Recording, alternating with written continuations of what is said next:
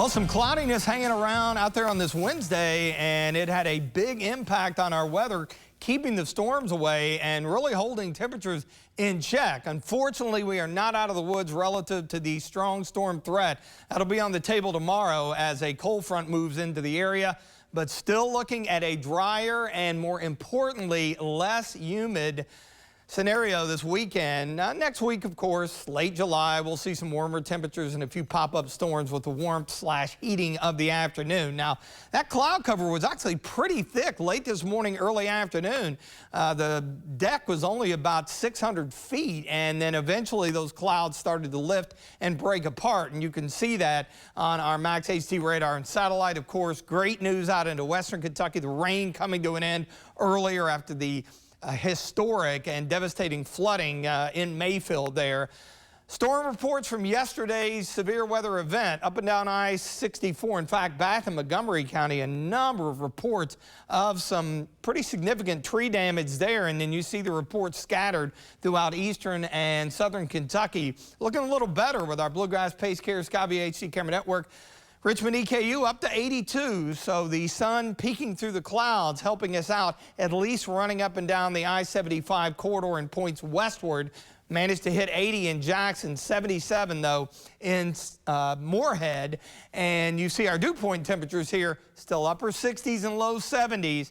There's enough moisture. It's not going to take a whole lot to get a few showers and storms fired up, and that will even be the case during the overnight hours. We have this boundary to our north, and of course the low-level jet, which is a great transporter of warmth and moisture a few thousand feet above the ground.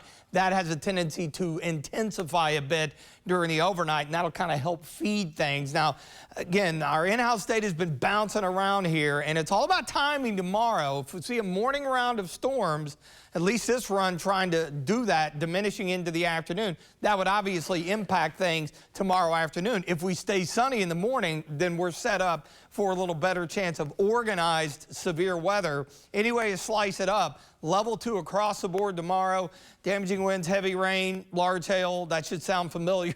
We've been dealing with that for what seems like the last couple of weeks here. But this front will be the game changer into the weekend. Friday, it slides to our south.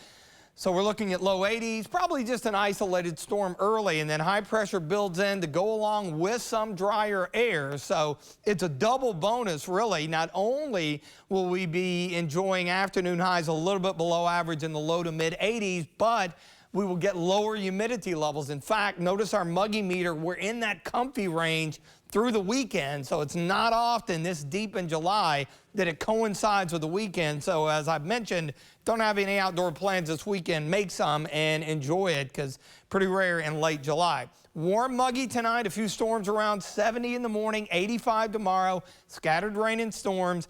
And as we hit that 7-day forecast here, Saturday and Sunday, those are the days to concentrate on. I mean, look at morning lows, pretty comfortable into the low 60s.